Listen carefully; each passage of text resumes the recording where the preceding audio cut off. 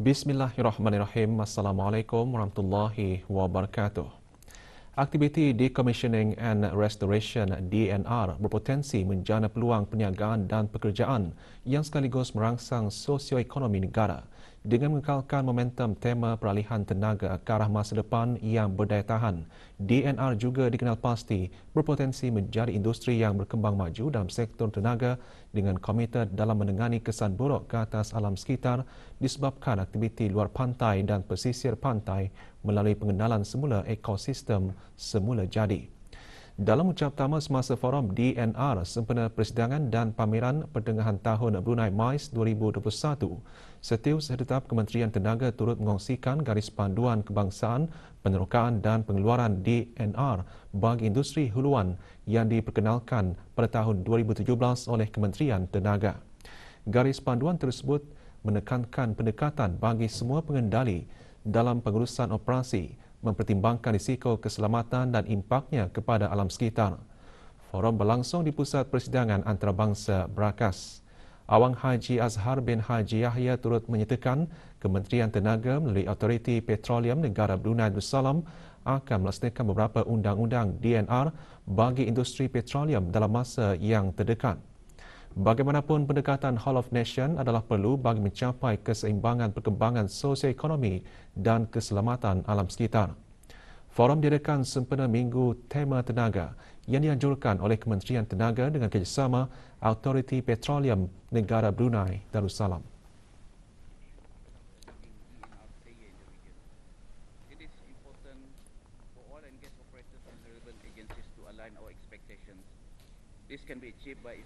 Forum dirasmikan oleh Yang Berhormat Datuk Seri Setia Wang Haji Ali bin Apong, Menteri Sumber Sumber Utama dan Pelancongan, dan Yang Berhormat Datuk Seri Setia Dr. Wang Haji Matsuni bin Haji Muhammad Hussein, Menteri Tenaga.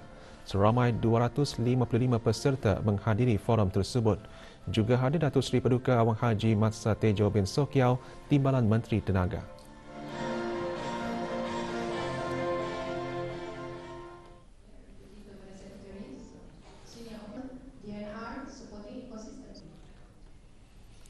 Kerjasama dari aspek keselamatan dan pertukaran pandangan mengenai isu-isu keselamatan dan cabaran-cabaran yang dihadapi di rantau Asia Pasifik antara yang dibincangkan semasa perundingan kali pertama Perwakilan Tinggi ASEAN Persekutuan Rusia yang diadakan secara maya kemarin.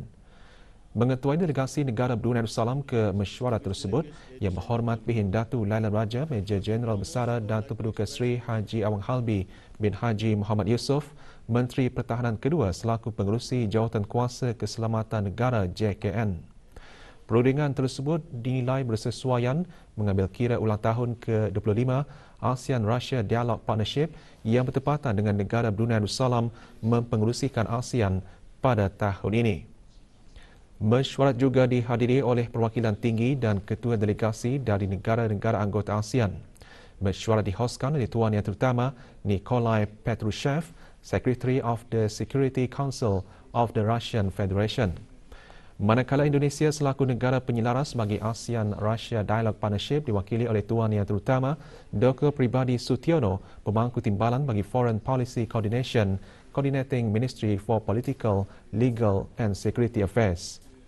Negara Brunei Darussalam akan meneruskan kerjasama erat bukan sahaja antara sesama negara anggota ASEAN, bahkan juga dengan rakan dialog serantau dan antarabangsa.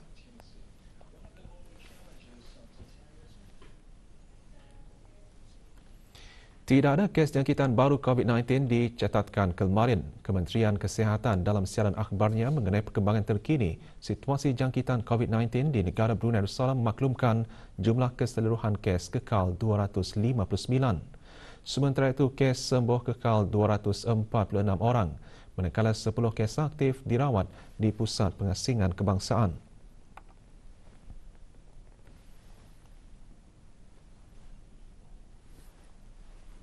Kes terakhir jangkitan tempatan COVID-19 dilaporkan pada 6 Mei 2020, manakala jumlah kes import sejak kes jangkitan terakhir tempatan dilaporkan sebanyak 118 kes. 727 orang sedang menjalani pengasingan diri mandatori, manakala 20,673 orang menamatkan pengasingan diri mandatori sejak Mac 2020.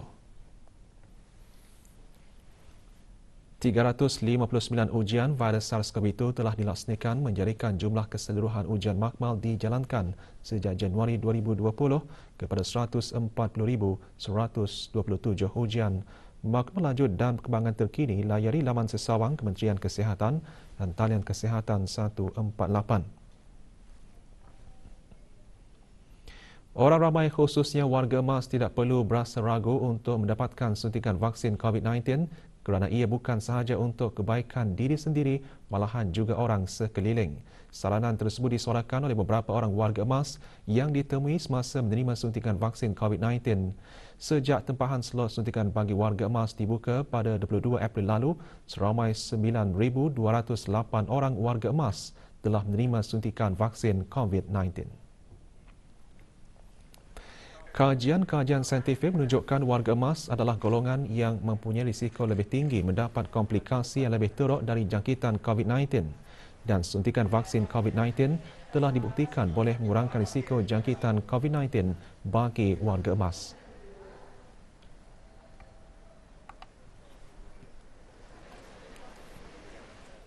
Rakyat ke bawah duli perlu mengambil perhatian dan melihat keperluan kesihatan secara umum dan memastikan bahawa rakyat negara Brunei Darussalam sihat walafiat. Ketani divaksin karena untuk ketani menjadi utap ataupun penyebab bagi kesehatan ketani dan juga ketani menjaga orang sekeliling ketani yang ketani sayangi, keluarga ketani, masyarakat ketani. Kalau boleh warga Amasani suruhkan benjek dah untuk kesihatan ketani jo kan. Ketani sudah benjek katunya orang, alhamdulillah. Tidak ada apa nyorang senanglah hati. Jangan katanya takut tani, buat tani bukannya apa-apa untuk menahankan ketani saja. Kementerian Kesihatan sangat mengalu-alukan dan berikan keutamaan kepada warga emas untuk mendapatkan suntikan vaksin COVID-19. Sementara itu, individu-individu terutama mereka yang menghidap penyakit kronik juga diingatkan untuk membuat tempahan melalui aplikasi Blue Health. Setakat ini, lebih 76,000 orang telah menerima suntikan vaksin COVID-19 di negara ini.